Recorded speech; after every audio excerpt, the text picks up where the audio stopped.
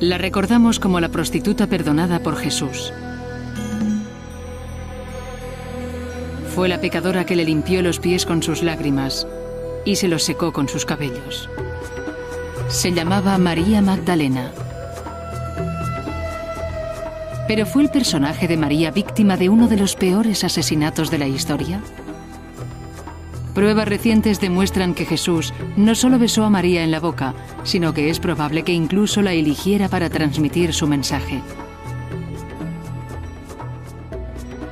Hoy esbozaremos un nuevo retrato de la prostituta más famosa de todo el mundo.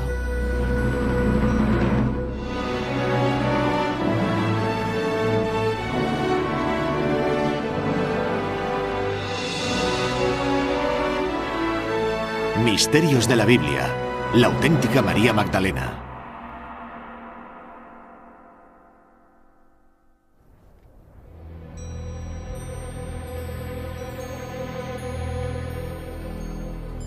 La historia de María Magdalena está íntimamente ligada a la de Jesús. Tiene un papel protagonista en una de las escenas más poderosas e importantes de los Evangelios. Cuando los romanos crucifican a Jesús, María Magdalena está ahí, a los pies de la cruz, apoyándole en sus últimos y espantosos momentos y llorando su muerte. María Magdalena participó en el inicio de un movimiento que iba a transformar Occidente.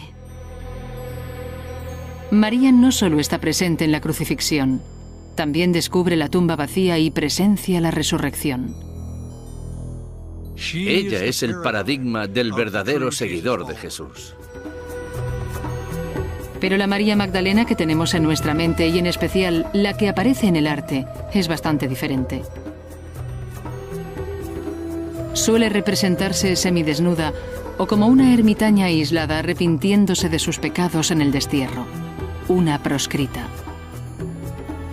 Su principal vínculo con Jesús es el de la mujer que le lava y unge los pies. Pero la conocemos más como prostituta. Toda la historia de María como prostituta que sucumbe al pecado y recibe el perdón es una imagen muy poderosa de la redención, una muestra de que no importa lo bajo que uno pueda caer, la redención siempre es posible. Actualmente existen nuevas pruebas que sugieren que María Magdalena fue una mujer muy distinta de lo que creíamos que fue. ¿Quién fue la verdadera María Magdalena?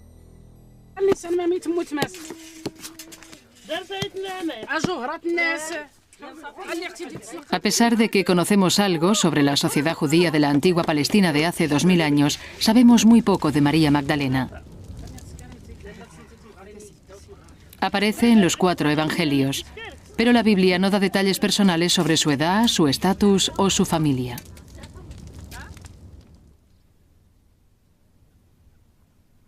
Su nombre, María Magdalena, nos da la primera pista sobre su verdadera identidad. Este sugiere que nació en una ciudad llamada Magdala. Sabemos que en la literatura antigua existe un lugar llamado Magdala. Evidentemente no aparece solo en el Antiguo Testamento, sino que también aparece en textos judíos. De hecho, aún existe un lugar llamado Magdala a 200 kilómetros al norte de Jerusalén, en las costas del mar de Galilea. El nombre completo de la ciudad era Magdala Tericaea.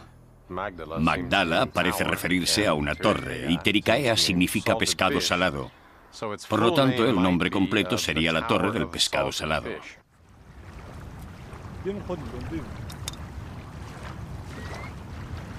Y si el nombre de la ciudad era Torre del Pescado Salado, no es de extrañar que su actividad principal fuera la pesca.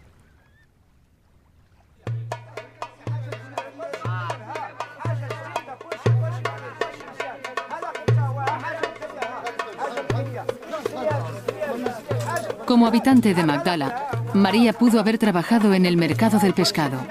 Y si fue así, tuvo que ser una vida muy dura.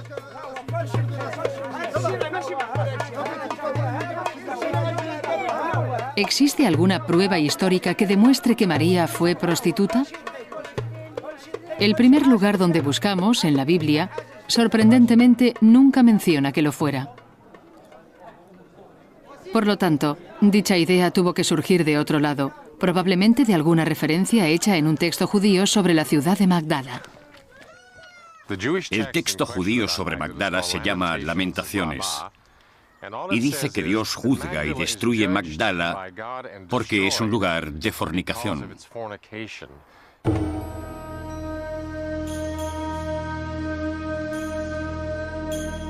Esto podría explicar la mala reputación de María. Es posible que la descripción de Magdala como un lugar de fornicación originara la idea surgida en el cristianismo occidental de que María fue prostituta. Una serie de presiones sociales podrían haber causado el declive moral de María. Sabemos que existían burdeles por todo el Mediterráneo, y Galilea probablemente no era ninguna excepción. Formaba parte del Imperio Romano, quien cargaba muchos impuestos sobre las familias, y las mujeres solían pagar el precio más alto. La conquista romana y el gobierno del Imperio Romano habrían tenido un impacto bastante importante en Galilea. Económicamente habría supuesto la implantación de más y mayores impuestos sobre la población, lo que habría generado una mayor presión sobre las familias. Es fácil imaginar las consecuencias de dicho endeudamiento a medida que las familias se habrían empezado a desintegrar. Podemos incluso imaginar que las familias mandaban a las niñas como esclavas para pagar sus deudas.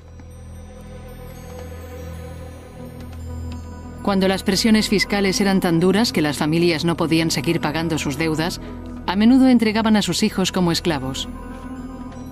Tal vez ese fuera el destino de María Magdalena. Y una vez bajo el poder de un acreedor, de alguien que tenía el control de su vida y de su cuerpo, pensemos cuáles eran las posibilidades que tenía una mujer en la situación de María.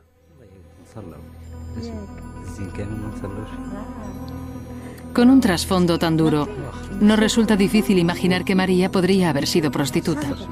Pero el indicio es puramente circunstancial.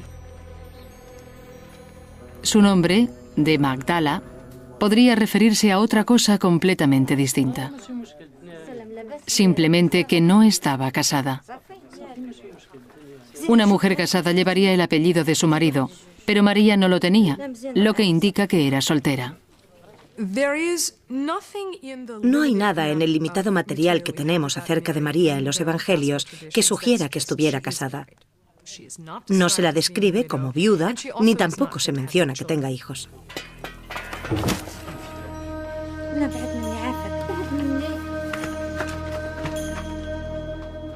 Hace 2000 años se sospechaba de las mujeres solteras. Tal vez esto aislara a María, aunque no explicaría del todo su mala imagen. ¿Podría haber algo más en la vida de María que la convirtiera en una proscrita?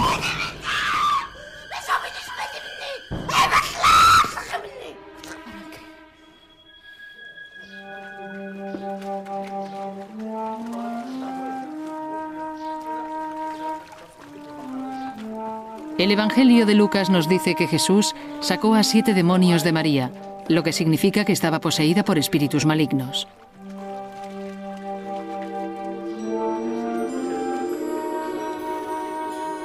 La historia comienza cuando Jesús predica y cura a las gentes de Galilea.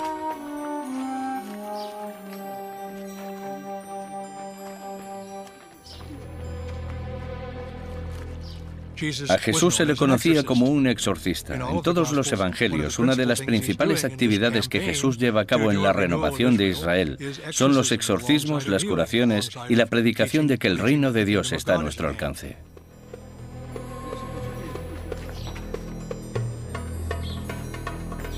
En aquel entonces, el hecho de estar poseído se achacaba a un acto voluntario. Por eso María no despertaba demasiada simpatía con su problema.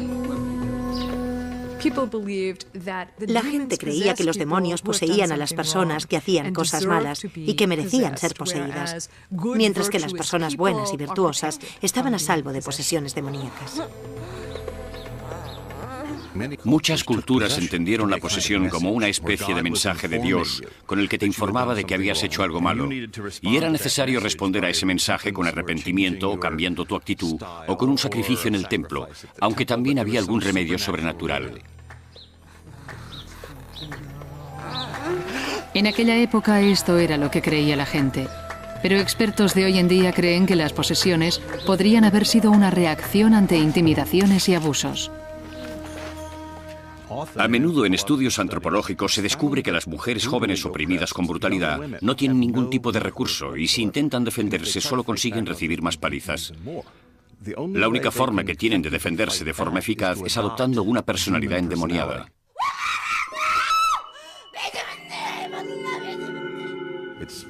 Es algo parecido a la locura como defensa, o dicho de otro modo, el demonio me hizo hacerlo. Es posible que María Magdalena luchara contra opresiones y se defendiera con personalidades demoníacas.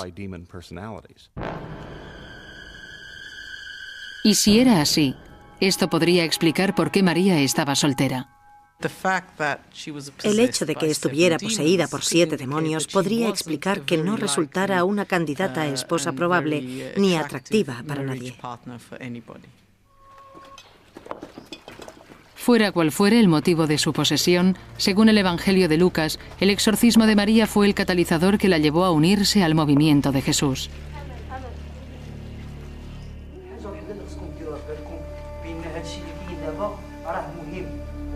Como mujer soltera, María no tenía nada que perder dejando su hogar, y tal vez el mensaje de Jesús era justo lo que había estado buscando.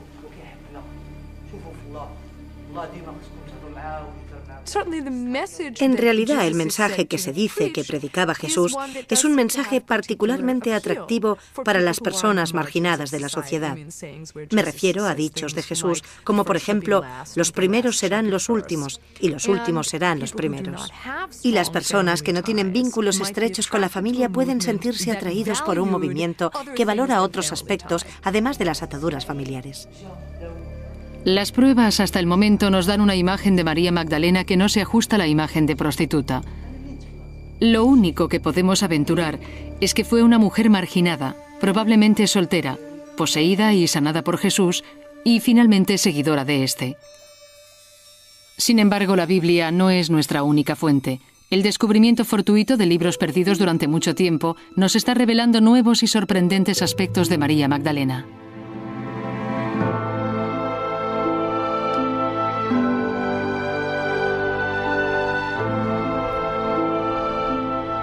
En el año 1945, en Nag Hammadi, al sur de Egipto, 2 hombres encontraron una tinaja de barro sellada. Con la esperanza de haber descubierto un tesoro, decidieron romperla para abrirla. Dentro descubrieron una gran cantidad de libros antiguos.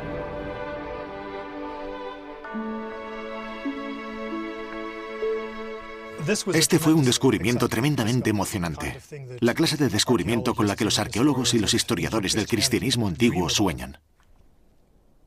Nunca recibieron tanta atención como, digamos, los manuscritos del Mar Muerto. Todo el mundo los conoce, pero estos otros han resultado ser mucho más importantes para escribir la historia de los comienzos del cristianismo, porque son un auténtico arsenal de textos cristianos. Mientras que los manuscritos del Mar Muerto revelan parte de la historia judía, los libros de Nag Hammadi nos cuentan cosas sobre los primeros cristianos.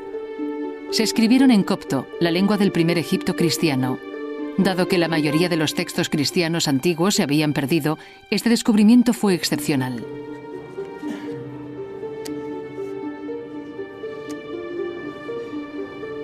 Stephen Emmel es un experto en copto y estuvo estrechamente involucrado en la restauración y en la traducción de los libros. Representan un corpus literario completamente nuevo sobre el primer período del cristianismo y nos abren una ventana a diferentes aspectos de ese primer mundo cristiano al cual no tendríamos acceso de ningún otro modo. El descubrimiento incluye el Evangelio de Tomás, el Evangelio de Felipe y los Hechos de Pedro. Ninguno de estos textos fue incluido en la Biblia porque no apoyan la doctrina cristiana, por lo que se consideran apócrifos. El Evangelio apócrifo es un libro del primer período del cristianismo que sí ofrece hechos escondidos y secretos. Por ejemplo, en los Evangelios del Nuevo Testamento se dice que tras la resurrección, en algunos casos, Jesús dedicó algún tiempo a hablar con sus discípulos, pero no se nos desvela demasiado sobre lo que dijo.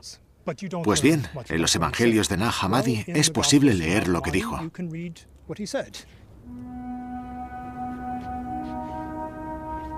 A pesar de no estar en la Biblia, los expertos siguen creyendo que proporcionan ideas interesantes sobre la historia del cristianismo. Este es evidentemente el mayor interés de este tipo de literatura.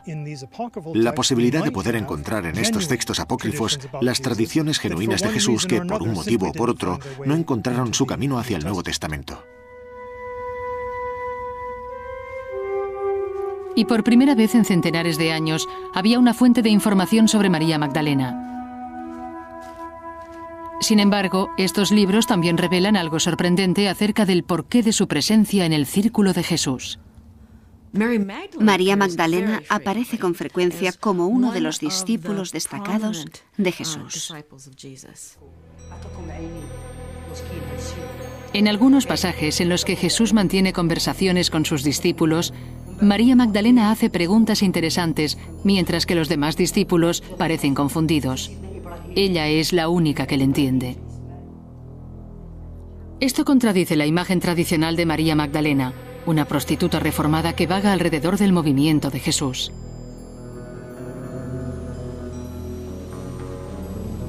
Pero las sorpresas no acababan aquí. Uno de los documentos que se descubrieron en Nag Hammadi fue el Evangelio de Felipe. En él, María Magdalena es una figura clave. Este ha sido la causa de una de las afirmaciones más controvertidas que jamás se hayan hecho sobre ella. Durante su largo entierro en el desierto, algunos de los libros sufrieron el ataque de las hormigas. En este evangelio, las hormigas hicieron un agujero en un punto crucial. Esta laguna, o hueco, ha torturado a los estudiosos durante décadas. Este pasaje tiene que ver con María Magdalena porque, a pesar de que las hormigas se comieron la mitad de su nombre, dejaron lo suficiente como para que veamos claramente que trata sobre ella. María, Tamag, Da se ha perdido, y luego Lena. Por tanto, María Magdalena, María Magdalena. Y aquí tenemos, el Salvador la amó. La pregunta es, ¿qué viene después? Por la forma de proseguir en la siguiente página podemos restaurar parte del texto. Los discípulos preguntaron al Salvador por qué ama a María Magdalena más que a ellos. Y esto nos permite restaurar esta laguna. El Salvador la amó más que a los otros discípulos. Esto implica que María y Jesús tenían una relación especial, que ella era su compañera favorita, más cercana que los demás discípulos. Los agujeros de las hormigas sugieren una conexión aún más íntima. Y él la besaba. Al principio de esta línea tenemos en su, y luego otra laguna. Y evidentemente este hueco, este texto desaparecido, ha sido objeto de muchas especulaciones por parte de los estudiosos. ¿Dónde la besaba exactamente? Lo más probable es que fuera en la boca. Es posible afirmar con seguridad que aquí dice esto gracias a la gramática cóptica y a la longitud del hueco. Esto fue una revelación. ¿Significaría que Jesús y María eran amantes?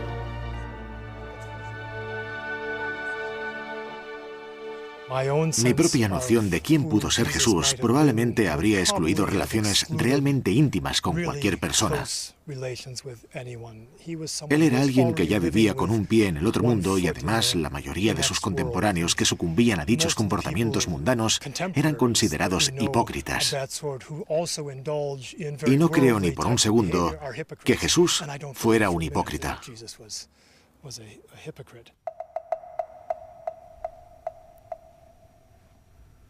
Debe de haber otra explicación para el beso.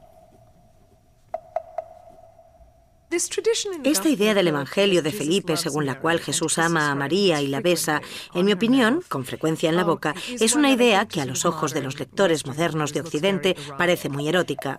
Pero la imagen no sugiere explícitamente sexualidad, sino la transmisión del conocimiento divino.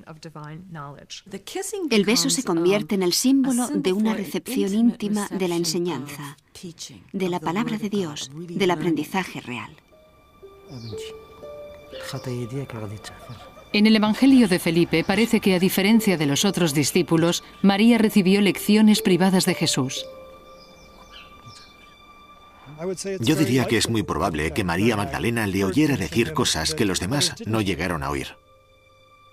Y tal vez Jesús mantuvo estas conversaciones privadas con María porque ella era quien le entendía mejor.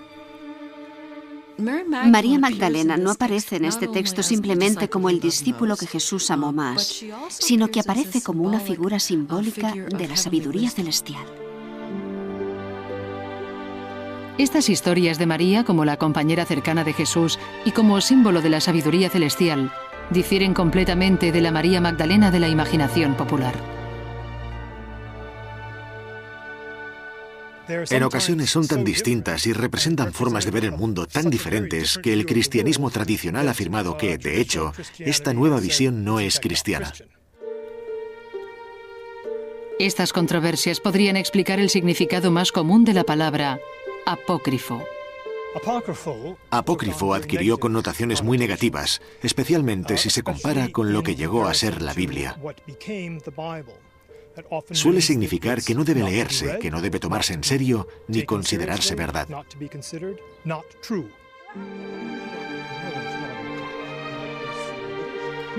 Muchos consideran los contenidos de estos libros leyendas.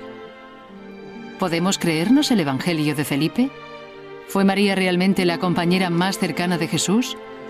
Existen otras pruebas que demuestran esto, y algunas de ellas aparecen incluso en la misma Biblia.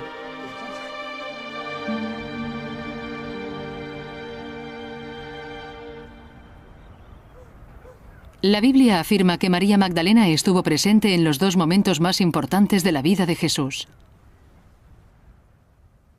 El Nuevo Testamento dedica muchas páginas a la historia sobre el arresto de Jesús, su juicio, la crucifixión y la resurrección.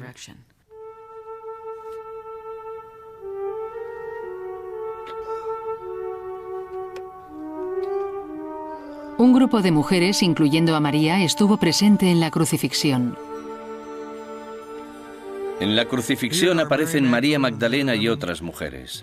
Los discípulos han huido empujados por el miedo. Las mujeres se han quedado con Jesús, están ahí como testigos de la crucifixión.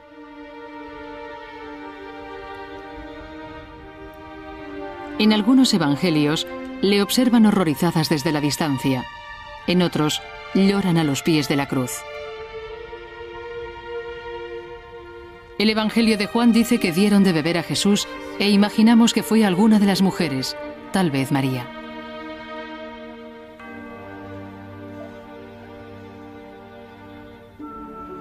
No sabemos si los romanos habrían permitido a los seguidores acudir a las ejecuciones, pero si las mujeres estuvieron ahí, debió ser una auténtica agonía soportar esta escena.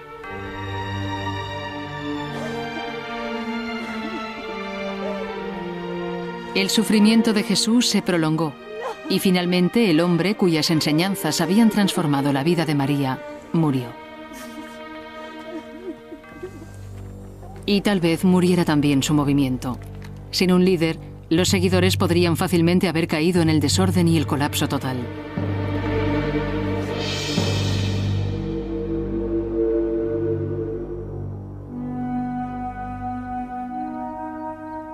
Pero los acontecimientos posteriores nos demostraron que este no fue el caso. Y entonces, según la Biblia, fue cuando María adoptó un papel protagonista.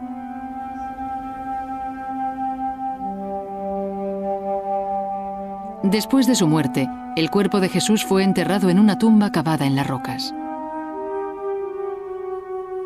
Se nos ha contado que María Magdalena fue una de las mujeres que veló la tumba de Jesús. No resulta difícil imaginar la aflicción que debió sentir al ungir el cuerpo de su Mesías.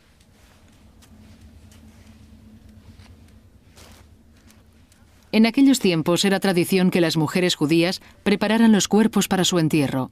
Los cadáveres se consideraban sucios y por eso era siempre tarea de la mujer el prepararlos.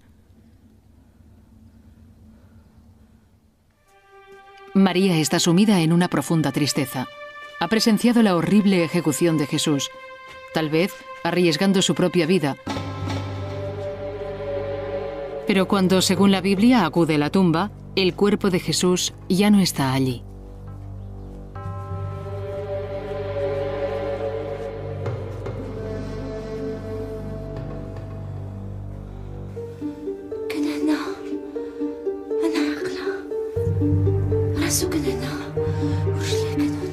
El mayor relato sobre el rol de María tras descubrir la tumba vacía lo encontramos en el Evangelio de Juan. María queda en estado de shock y corre al lugar donde se encuentran reunidos los discípulos para contarles lo sucedido.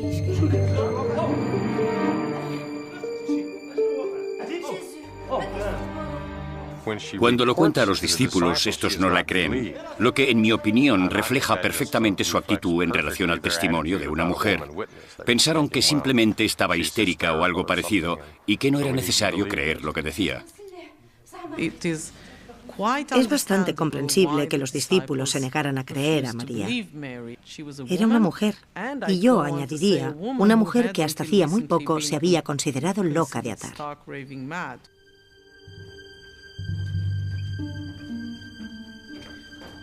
Como no cree en lo que dice, Pedro y otro discípulo cuyo nombre no se menciona vuelven con ella a la tumba para comprobar los hechos personalmente.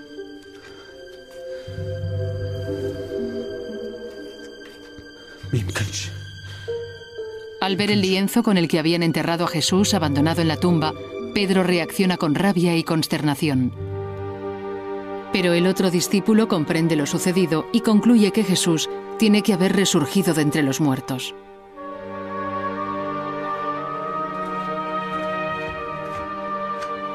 Los dos salen al exterior sin mirar de nuevo a María.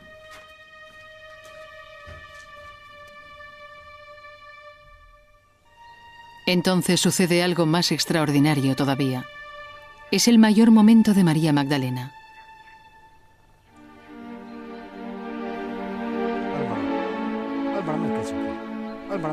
María se encuentra sola cuando alguien le pregunta por qué llora.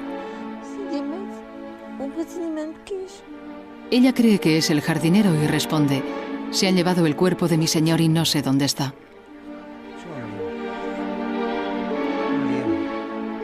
La figura pronuncia su nombre y entonces ella ve a Jesús.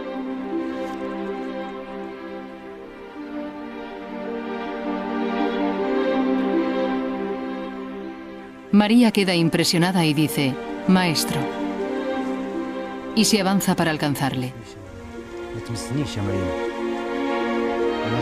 Pero él la detiene y le dice: no me toques.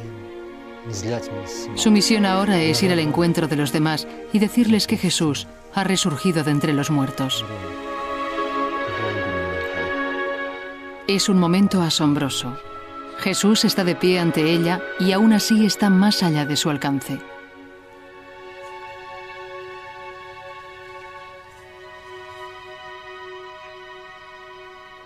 No podemos saber si Jesús realmente apareció resucitado ante ella o si María simplemente creyó verle.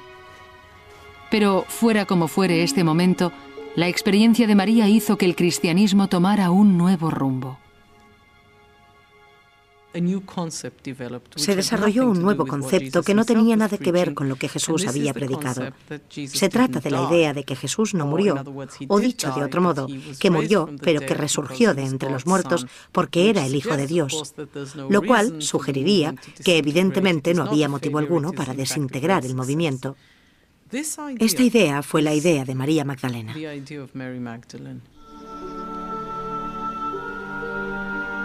La resurrección de Jesús fue el momento crucial del cristianismo. Fue el momento en el que pasó de ser un movimiento pequeño a convertirse en una religión completamente nueva. María Magdalena fue una figura clave en esta transformación. Podrían pensar que, como mínimo, María tuvo que ser reconocida como un apóstol más, uno de los primeros misionarios que fundaron la religión, puesto que cumplía todos los requisitos explicitados en la Biblia. Y si nos fijamos en el Evangelio de Lucas, este afirma claramente que para convertirse en apóstol es necesario haber participado en la maestría de Jesús, haber presenciado su muerte y resurrección y ser capaz de salir y predicar el verdadero Evangelio que él dejó como legado. María Magdalena encaja perfectamente en este perfil. Sin embargo, este es un rol que la Biblia nunca concede a María. En ningún punto del Nuevo Testamento se menciona a María Magdalena como apóstol.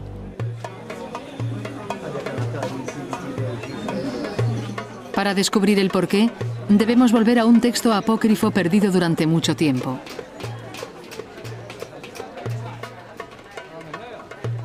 En un bazar del Cairo, en el año 1896, un estudioso alemán encontró por casualidad un antiguo y curioso papiro.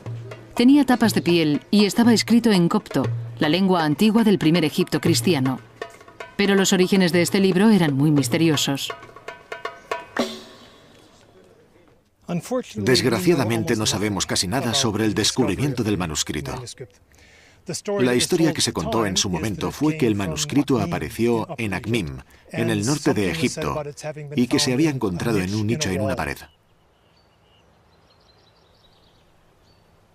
La ciudad de Akhmim era el hogar de una comunidad cristiana perseguida durante los primeros siglos. Por tanto, es probable que el documento fuera escondido por un monje mártir y hereje. Tras examinarlo con más detenimiento, el texto se reveló como algo realmente importante. Era el Evangelio de María. Al igual que los libros encontrados en Nag Hammadi, el Evangelio según María también se consideró un texto apócrifo. La historia que contiene empieza algo después de la resurrección. Los discípulos acaban de tener una visión de Jesús. Jesús ha animado a sus discípulos a que salgan a la calle y prediquen sus enseñanzas, pero ellos tienen miedo de hacerlo porque Él murió por ello. Y responden que si le mataron a Él, también les matarían a ellos. Y es María, y me refiero a María Magdalena, está bastante claro, quien da un paso adelante y dice: no os preocupéis, Él prometió estar con nosotros para protegernos. Por tanto, ella fue la única capaz de dar el paso y permanecer tranquila, sin sentir miedo.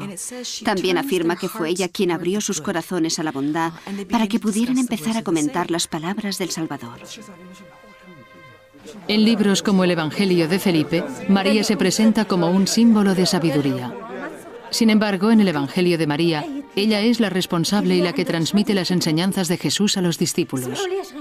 Anteriormente solo se nos había dicho que era sabia. En este Evangelio lo comprobamos nosotros mismos.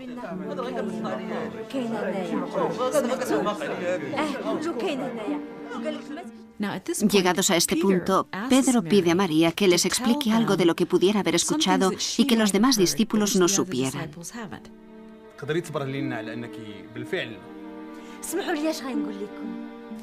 Y ella dice: sí, os diré todo lo que os ha sido ocultado.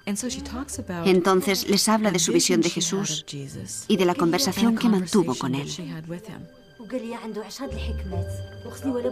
De acuerdo con el Evangelio, María relata los detalles de dicha conversación que trató sobre el desarrollo espiritual y la larga vida de las almas siempre en combate contra el demonio.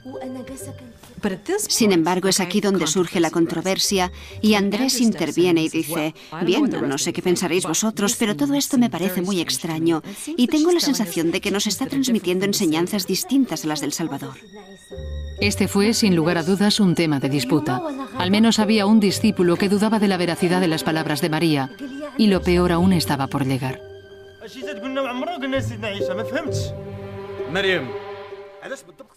Entonces Pedro toma la palabra y dice: ¿se supone que ahora debemos escucharla a ella? ¿Habría hablado Jesús en privado con una mujer en vez de hacerlo abiertamente con nosotros? ¿La prefería a ella en vez de a nosotros?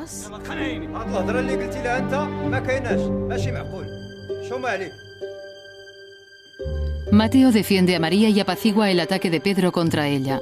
De acuerdo con el texto, el problema de Pedro era el hecho de que Jesús hubiera escogido a María y no a los demás discípulos para interpretar sus enseñanzas. Pedro ve a María como una rival al liderazgo del grupo.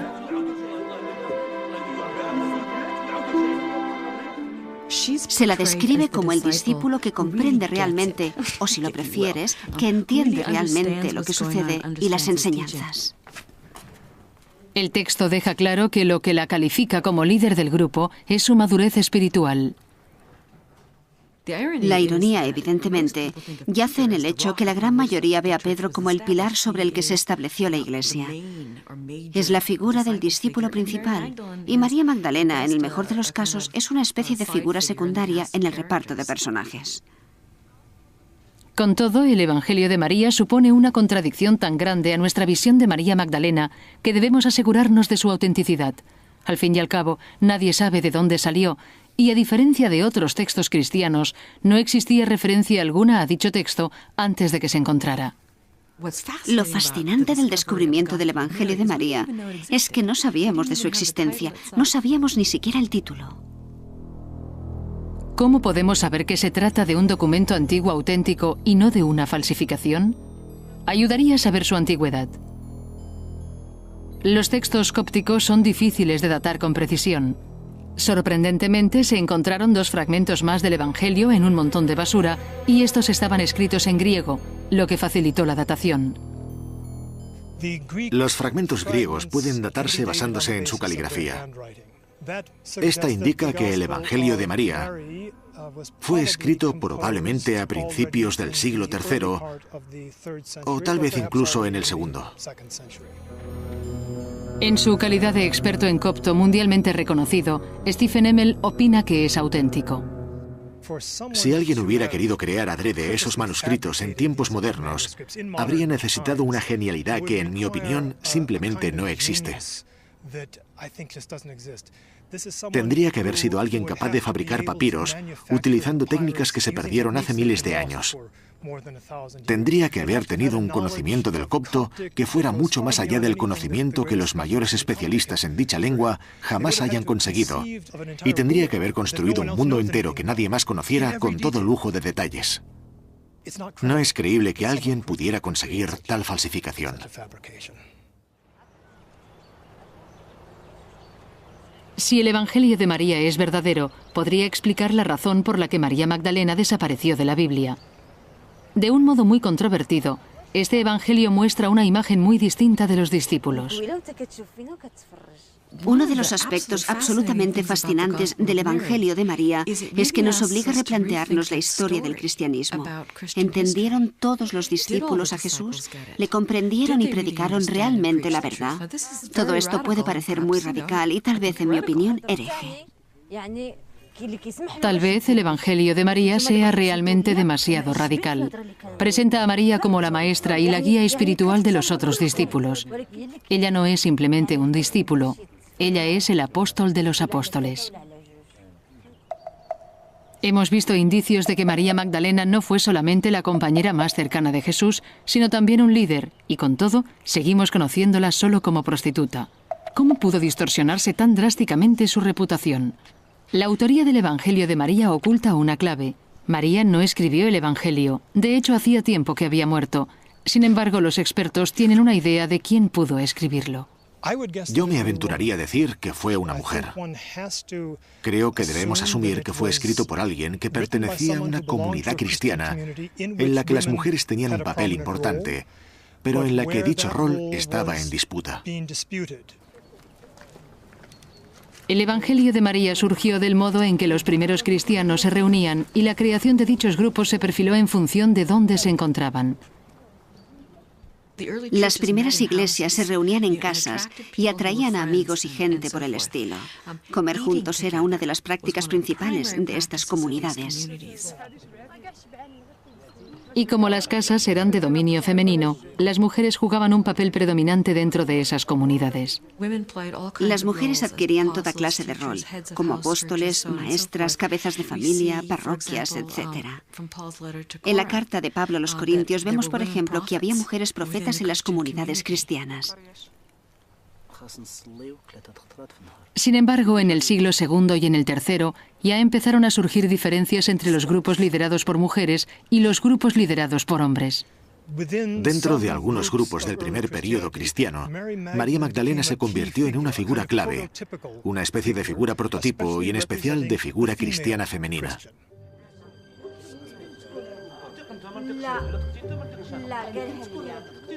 María representa a las mujeres en general en contraposición al conjunto de hombres. Y los discípulos varones a veces intentan apartarla de su compañía. Ella resiste todas las hostilidades y por extensión también las mujeres. Sin embargo, el representante de los hombres que dicen no a María, por lo general es Pedro. La relación de María y Pedro llegó a simbolizar este conflicto. Hay una gran cantidad de textos cristianos del primer periodo en el que se hace patente la tensión entre Pedro y María.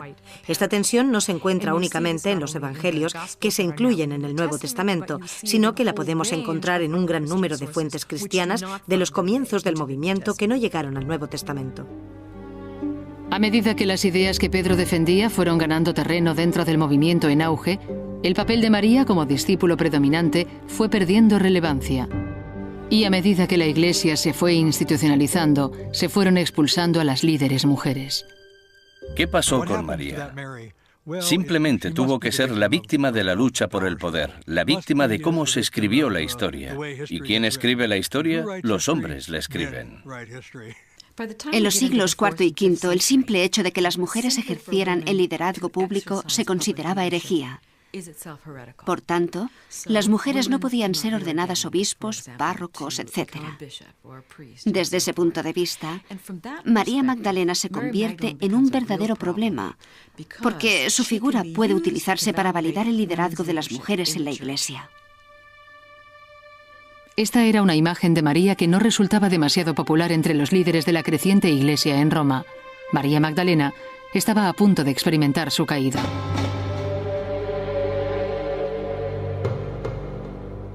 La Iglesia cristiana quería limitar la doctrina religiosa a la Biblia. Por lo tanto, tenía que deshacerse de todas las ideas no ortodoxas. Evidentemente, los libros de Nag Hammadi y el Evangelio de María formaban parte del problema y, por tanto, desaparecieron. Debemos suponer que en el siglo IV había gente que tenía esos libros y esos documentos. Los oficiales de la Iglesia predicaban entonces: no leáis esos libros, no los compréis. ¿Qué debían hacer con ellos? Tal vez algunos pensaran en tirarlos o en quemarlos. O tal vez alguien diría: los esconderé en alguna parte y quizás los recupere más adelante. Y si no los recupera, pues quedarán olvidados en el desierto. Sin embargo, esconder los textos no enterró a María Magdalena. No podían eliminarla de las historias de Jesús porque ya había aparecido como una de sus seguidoras en los 4 evangelios. Por tanto, tenían que encontrar otro papel para ella. Lo que necesitaban era una historia alternativa para María Magdalena.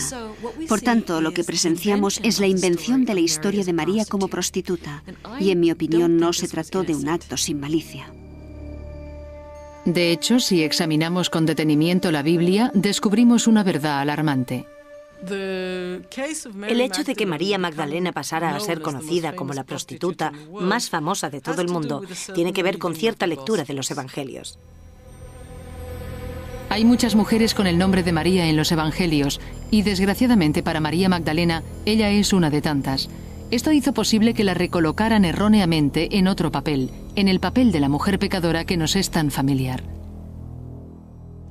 Lo que vemos es que la mujer que ungió a Jesús en Lucas 8, que recibe el nombre de la pecadora, unge a Jesús con su perfume y le seca los pies con sus cabellos mientras llora. Esta María se asocia luego con la María del Evangelio de Juan, que es la hermana de Marta y la que prepara a Jesús para su entierro. Esta María se confunde de nuevo con María Magdalena, con lo que María Magdalena se convierte en la pecadora que ungió a Jesús. Y de ahí solo hay un paso hasta identificar a María Magdalena con todas las pecadoras sin nombre que aparecen en los Evangelios. La cuestión era que si se trataba de una mujer, ¿qué clase de pecadora podría ser? Y decidieron que sería una prostituta, porque ese es el pecado típico que cometen las mujeres.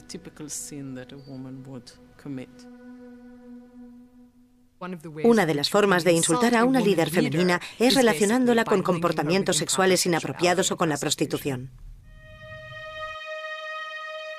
La transformación de María de apóstola pecadora y luego a penitente estaba en proceso.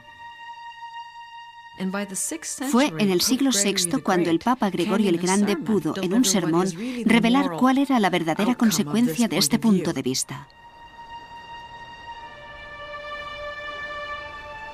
En la Basílica de San Clemente, el Papa declaró que los 7 demonios que poseyeron a María representaban todos los pecados, aunque luego se arrepintió y transformó todos sus pecados en virtudes.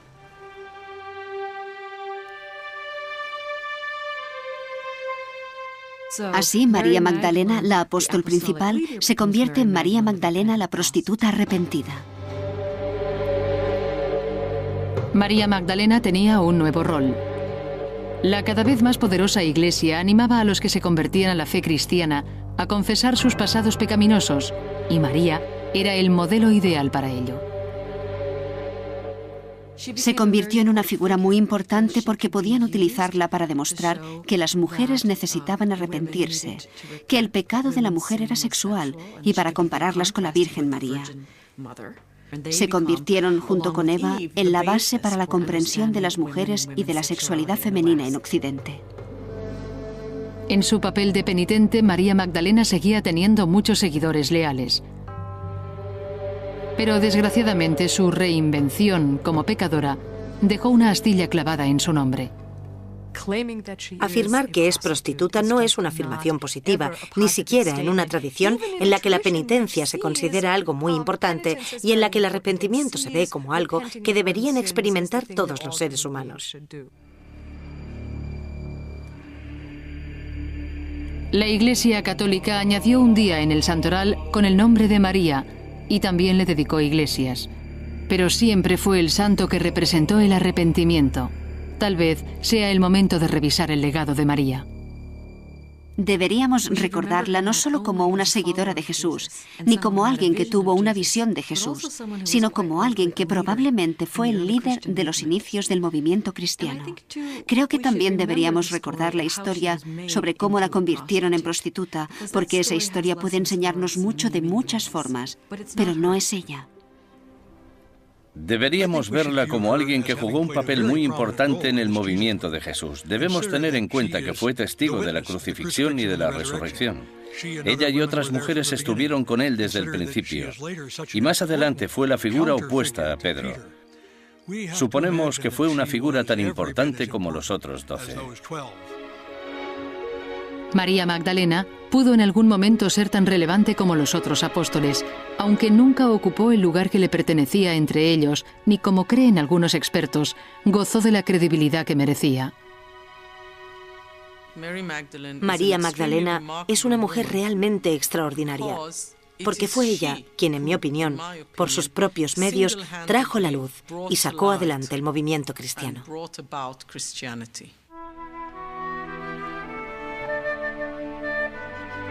En 1969, la Iglesia Católica reconoció que María Magdalena había sido injuriada. Retiraron la etiqueta de penitente de su santo, pero aún así, todavía hay muchos que la conocen como prostituta. La campaña contra María Magdalena empezó hace tantos siglos que ahora resulta difícil reclamar la verdad. Sin embargo, tal vez algún día esta extraordinaria mujer sea reconocida por lo que realmente fue, una de las fundadoras de la fe cristiana.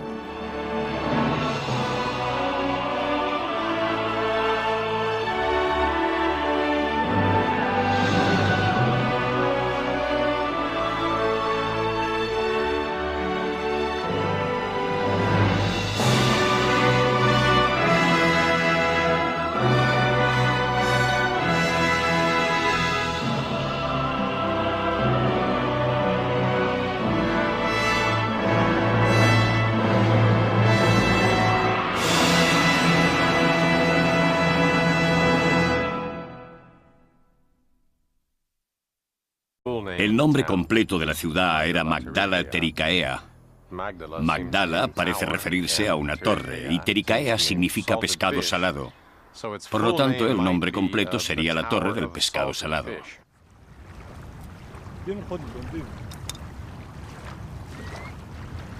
Y si el nombre de la ciudad era Torre del Pescado Salado, no es de extrañar que su actividad principal fuera la pesca.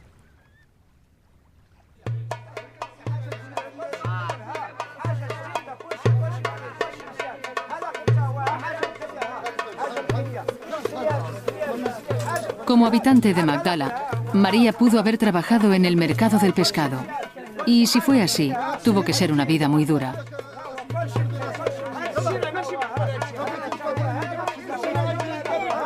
¿Existe alguna prueba histórica que demuestre que María fue prostituta? El primer lugar donde buscamos, en la Biblia, Sorprendentemente, nunca menciona que lo fuera. Por lo tanto, dicha idea tuvo que surgir de otro lado, probablemente de alguna referencia hecha en un texto judío sobre la ciudad de Magdala. El texto judío sobre Magdala se llama Lamentaciones y dice que Dios juzga y destruye Magdala porque es un lugar de fornicación.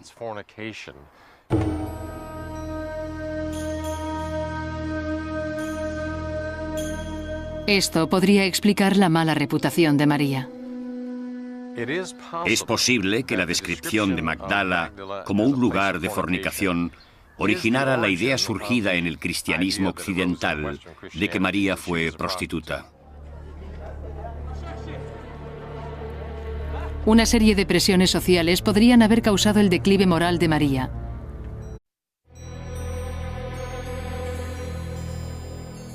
La recordamos como la prostituta perdonada por Jesús. Fue la pecadora que le limpió los pies con sus lágrimas y se los secó con sus cabellos. Se llamaba María Magdalena. ¿Pero fue el personaje de María víctima de uno de los peores asesinatos de la historia? Pruebas recientes demuestran que Jesús no solo besó a María en la boca, sino que es probable que incluso la eligiera para transmitir su mensaje. Hoy esbozaremos un nuevo retrato de la prostituta más famosa de todo el mundo.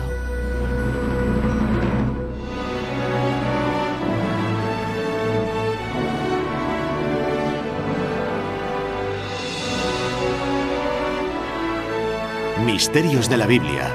La auténtica María Magdalena.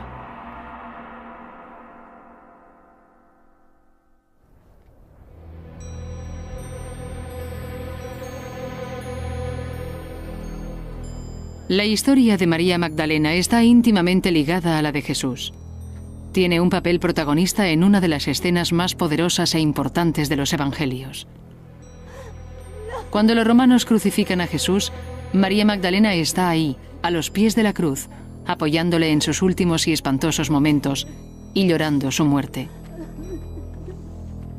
María Magdalena participó en el inicio de un movimiento que iba a transformar Occidente. María no solo está presente en la crucifixión, también descubre la tumba vacía y presencia la resurrección. Ella es el paradigma del verdadero seguidor de Jesús. Pero la María Magdalena que tenemos en nuestra mente, y en especial la que aparece en el arte, es bastante diferente. Suele representarse semidesnuda o como una ermitaña aislada arrepintiéndose de sus pecados en el destierro. Una proscrita. Su principal vínculo con Jesús es el de la mujer que le lava y unge los pies. Pero la conocemos más como prostituta.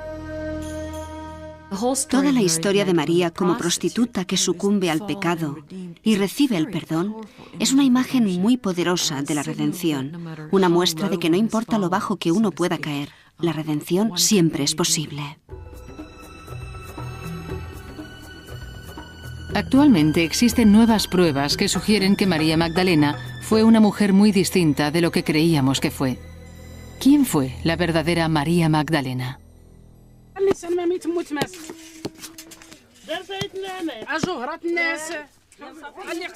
A pesar de que conocemos algo sobre la sociedad judía de la antigua Palestina de hace 2000 años, sabemos muy poco de María Magdalena.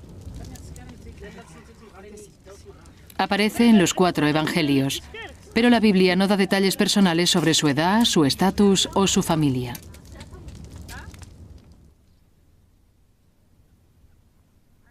Su nombre, María Magdalena, nos da la primera pista sobre su verdadera identidad. Este sugiere que nació en una ciudad llamada Magdala. Sabemos que en la literatura antigua existe un lugar llamado Magdala. Evidentemente no aparece solo en el Antiguo Testamento, sino que también aparece en textos judíos. De hecho, aún existe un lugar llamado Magdala a 200 kilómetros al norte de Jerusalén, en las costas del mar de Galilea.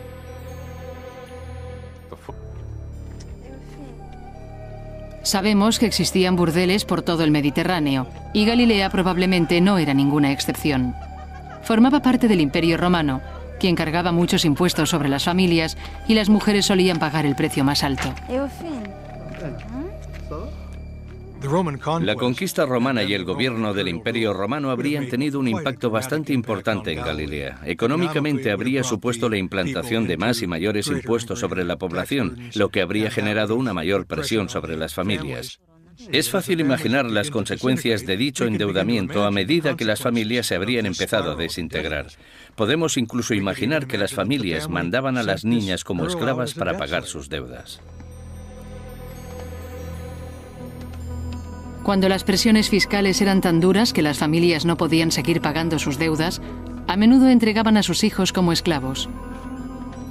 Tal vez ese fuera el destino de María Magdalena. Y una vez bajo el poder de un acreedor, de alguien que tenía el control de su vida y de su cuerpo, pensemos cuáles eran las posibilidades que tenía una mujer en la situación de María.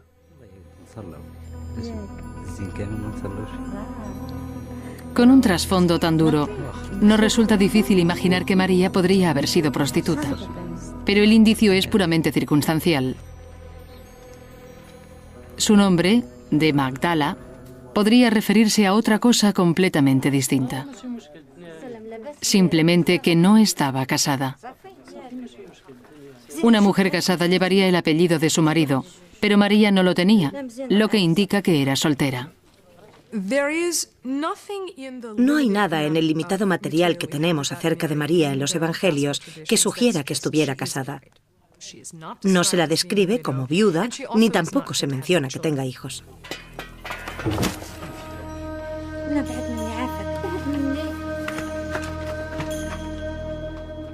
Hace 2000 años se sospechaba de las mujeres solteras. Tal vez esto aislara a María, aunque no explicaría del todo su mala imagen. ¿Podría haber algo más en la vida de María que la convirtiera en una proscrita?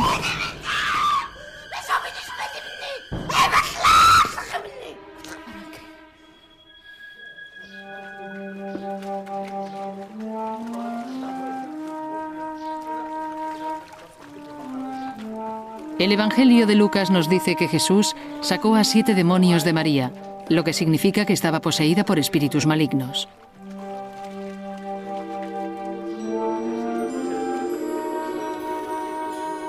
La historia comienza cuando Jesús predica y cura a las gentes de Galilea.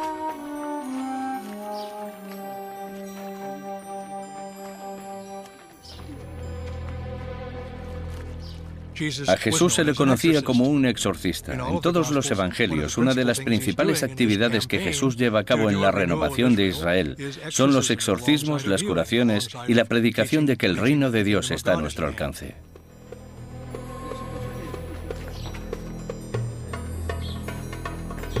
En aquel entonces, el hecho de estar poseído se achacaba a un acto voluntario. Por eso María no despertaba demasiada simpatía con su problema. La gente creía que los demonios poseían a las personas que hacían cosas malas y que merecían ser poseídas, mientras que las personas buenas y virtuosas estaban a salvo de posesiones demoníacas. Muchas culturas entendieron la posesión como una especie de mensaje